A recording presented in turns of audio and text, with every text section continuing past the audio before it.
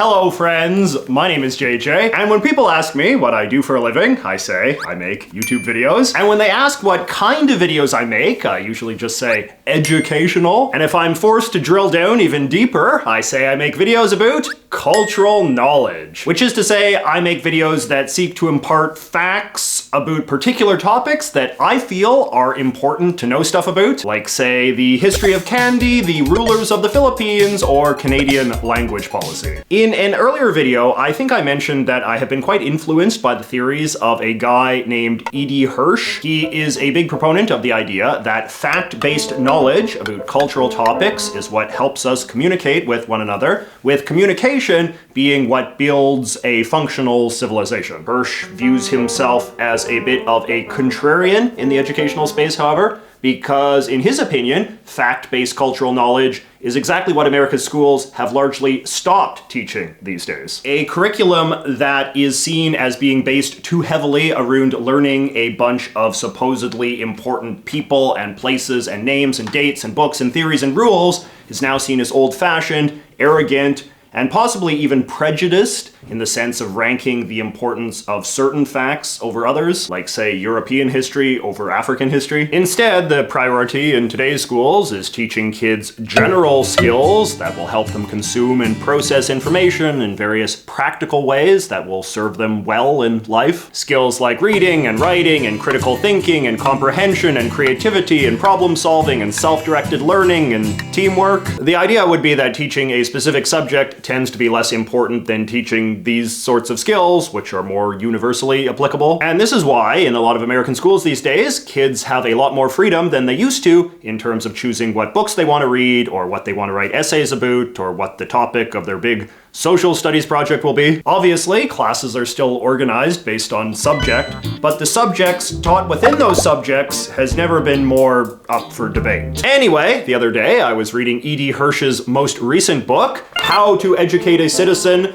The Power of Shared Knowledge to Unify a Nation. And in it, he at one point makes a rather provocative argument. He says that he doesn't believe that general skills exist at all. And I was intrigued because I am a bit of a contrarian myself, and I'm always attracted to arguments that seem to push back against things that everybody knows, but few stop to question. And after hearing him make his case and reflecting a bit on the matter myself, I think I'm actually coming around to his argument that general skills don't in fact exist, and that the effort we spend trying to teach them would be better directed towards teaching more specific forms of fact-based knowledge. Because, and this is the big insight, specific fact-based knowledge is what actually enables us to do the things that learning general skills is supposed to. The now rapidly growing scientific consensus is that the parts of the mind devoted to language mastery, general competence, and higher order thinking are not governed by natural development or general processing skills,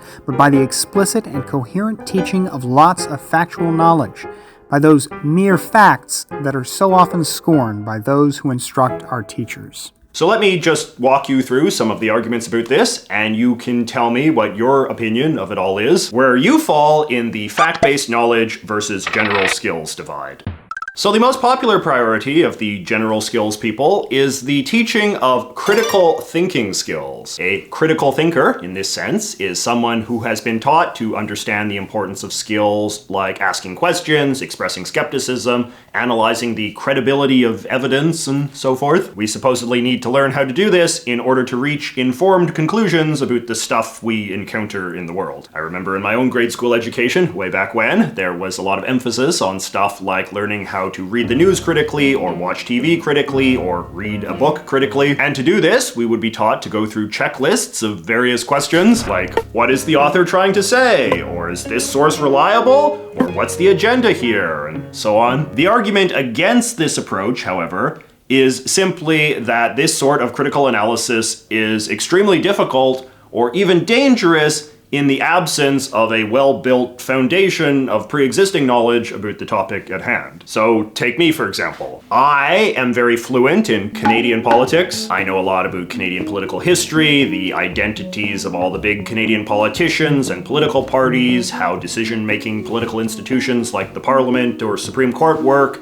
and the debates that tend to loom the largest in Canadian political discourse. So if you give me a random piece of content that is about Canadian politics in some way, like a newspaper column or a YouTube video or a meme or something, I feel pretty confident saying that I would be able to use my critical thinking skills to evaluate it in various ways. You know, conclude if it is honest or deceptive, or helpful or harmful, or fair and objective, or shallow partisan propaganda, or whatever. But if you were to give me some newspaper columns or YouTube videos or memes about the politics of Nepal, I would have a very hard time using any sort of critical thinking skills to evaluate what I was seeing. I know very little about Nepalese political history or politicians or institutions or issues, and thus I lack any foundational knowledge to power my critical analysis. If I was reading a Nepalese newspaper column, assuming it was translated into English, I could maybe discern some vague things about its objectivity from the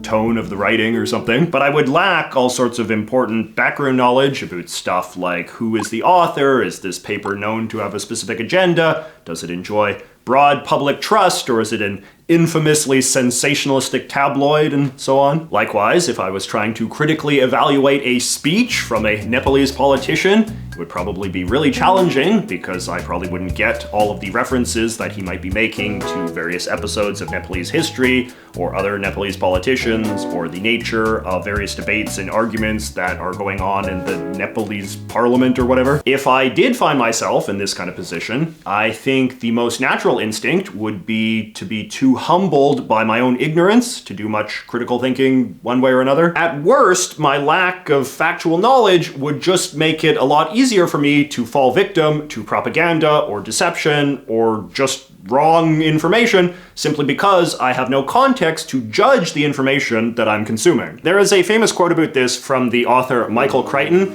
in which he talks about what a common experience it is to bounce back and forth between states of confidence and ignorance based entirely on our amount of pre-existing knowledge of different subjects. You open the newspaper to an article on some subject you know well.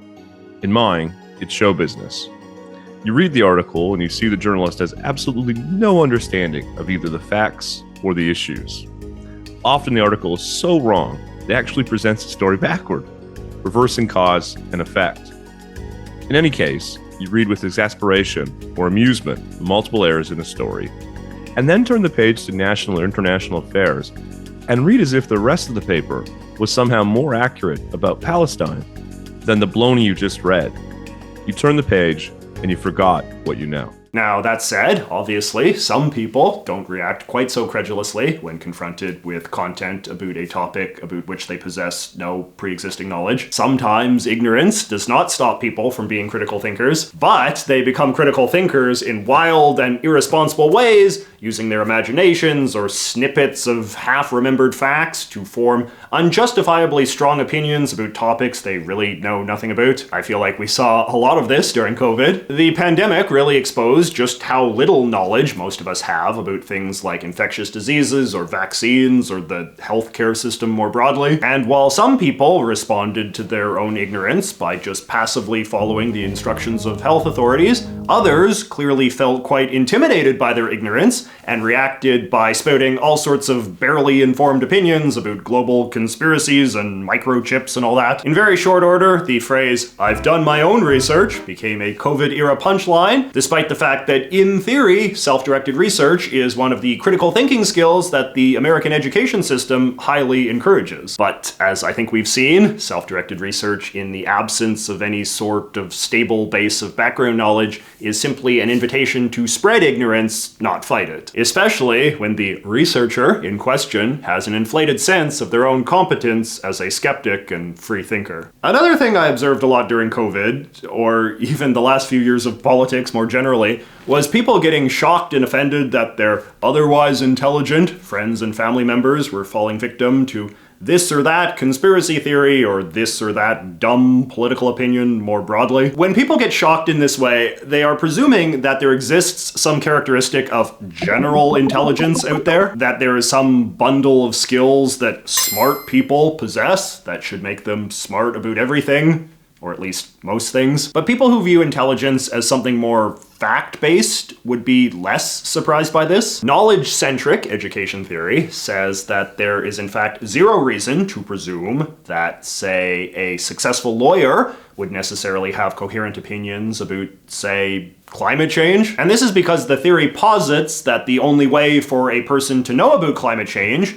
would be to acquire a lot of fact-based knowledge about weather patterns and global temperature trends and what carbon dioxide is and so on. And there is no inherent reason to presume that even the smartest lawyer in the world has done that. During the 2016 presidential election, I was a bit taken aback at the campaign of Ben Carson, who I frankly thought had a lot of pretty dopey and even somewhat childishly simplistic political ideas. I think Trump even called him Sleepy Ben or something because of how head in the clouds he often seemed. Which was odd because Ben Carson is one of the most accomplished brain surgeons in the world, a job that is literally synonymous with genius. But then I read some articles by hospital workers who said that no, this is actually a very common surgeon personality type. Expert surgeons possess a lot of fact-based knowledge about a single topic, namely how one very specific part of the body works and how to repair it. And they get a lot of praise for this knowledge because it is obviously very useful in helping save lives and so on. But surgeons apparently often develop quite arrogant and obliviously dopey personalities as well, because they come to believe that their amazing surgical knowledge somehow means that they are intelligent in some broader general sense, which they very often are not because they've never spent much time learning about anything else. And thus we get the spectacle of Dr. Carson, a man with zero political experience, assuming he could just waltz into the Oval Office and figure it out as he went along. A similar realm where we can think of the knowledge versus skill debate playing out is athleticism. Is athleticism a general skill? Or do athletes only exist as a product of specific knowledge? Obviously, fitness, in terms of the general health of your body, is a relatively either-or proposition. A doctor can diagnose you as being in good shape or not. But can someone be declared to be a good athlete? Or is that a fantasy on par with being declared to be smart? For example, imagine if you were picking people to be on your soccer team. One of the guys you could choose from was a gold medal winning Olympic sprinter. Would he be a good choice? Some would say, yes, of course, the man is clearly a great athlete. The rebuttal, however, would be no, he would not be a good pick, because the only thing we know he possesses is knowledge in one very specific realm of physical skill. An Olympic sprinter knows how to run very fast, and even though running is part of soccer, the sprinter has trained only to run very fast in one very, very particular context. He hasn't trained to be good at running overall, let alone running in the context that soccer requires running. He might be a better choice than some 300-pound guy who can't run at all, but in the end, only people with knowledge of how to be good at playing soccer have good soccer playing skills. I feel like a lot of the fitness YouTubers are wise to this, which is why they often churn out these hilarious videos where it's like gymnast versus parkour, or hockey player versus figure skater, or runner versus bodybuilder, or whatever, with the conceit being that a lot of these people are less broadly athletic than they seem, and the second you take them out of their preferred sport and into a different one, even one that is quite superficially similar, they can actually be quite awkward and easily humiliated. On a similar note, I read a piece in Vice a while ago called "Your Sculpted Pecs Are Worthless," where they interviewed this really muscular guy who sort of glumly admitted that he kind of hated playing team sports with his friends because he wasn't that good of an athlete. I never live up to the expectations people have of my body. I'm constantly disappointing people. I'm not as fast as people expect, not as strong, not as anything. I'm basically average. Secretly average. Which makes perfect sense at some level, because having big muscles doesn't necessarily reflect anything beyond knowing how to build big muscles. Society interprets having big muscles as a signifier of general athleticism, but we could say that this is just because society is captive to a certain mythology of general skills and turns people like buff guys or brain surgeons into idols of that myth. Now, let us be clear about something. It is obviously true that multi-talented people exist. People who are award-winning surgeons and acclaimed opera singers and star basketball players and breathtaking watercolor painters. People who can effortlessly transition from a conversation about 16th century French politics to One about the latest breakthroughs in AIDS research. We've all known people like this in our lives. But the question is, how did these sorts of people get to be that way? And how can we be more like them? While being knowledgeable about one thing doesn't mean you've acquired a general skill set to make you intuitively good at something completely unrelated,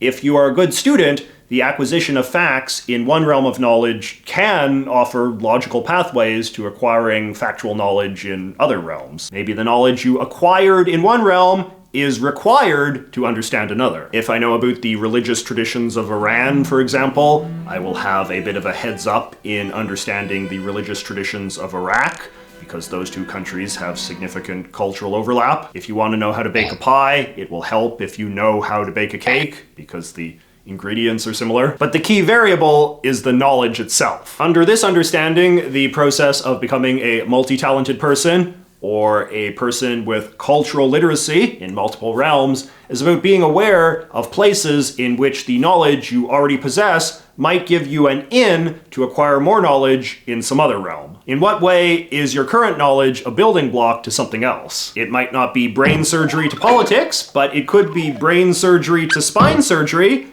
and politics is like 10 steps after that. Though some people are autodidacts who just independently acquire a bunch of knowledge in unrelated fields, I do think that when you talk to most successful people who possess knowledge in multiple fields, they are able to tell you a story of how their acquisition of knowledge in one field logically progressed into the acquisition of knowledge in another. So, all that said, what does all of this mean in terms of how people, and especially young people, should be educated? The argument that so-called core knowledge proponents like E.D. Hirsch make is that rather than attempting to teach generalized skills like critical thinking that supposedly make people intuitively intelligent, professional educators, be they teachers or writers or YouTubers or anyone else who identifies that way, should instead prioritize giving young people a broad diet of fact-based background knowledge on an agreed-upon set of important topics that our culture considers valuable. You could call this the names and dates are good, actually, argument. E.D. Hirsch himself has actually made it his mission to try to compile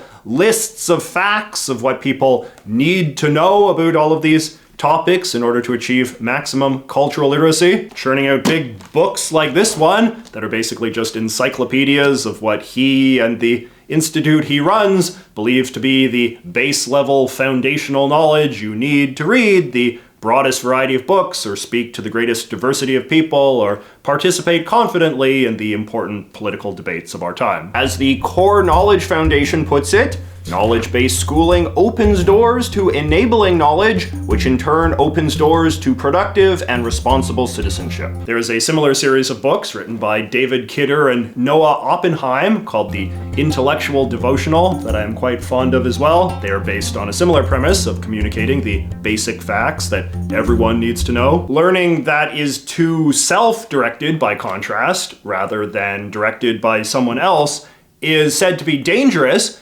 because it enables us to stay cozy in our ignorance. So, for instance, letting a kid read whatever he wants during classroom silent reading time, on the theory that this is helping him improve his generalized reading skills, which is certainly what was done when I was in school, won't actually be very useful. This is because getting good at reading is as much about acquiring the knowledge to understand all of the things that a book's author might make casual reference to, as it is about being able to literally read the words on the page. So a kid who chooses to read nothing but Star Wars books isn't actually getting better at reading, since he won't be able to read most books that aren't about Star Wars, because he won't possess the knowledge that those books expect of him. So in essence, our goal should be always forcing kids to acquire unfamiliar knowledge rather than just letting them remain comfortable, forever relearning things they already know. It is perfectly understandable why teachers tend to like self-directed learning, of course. We want kids to be engaged and enthusiastic about their education, not intimidated or bored. A here's what you need to know approach can come off as quite imperious and arrogant, and as I said earlier,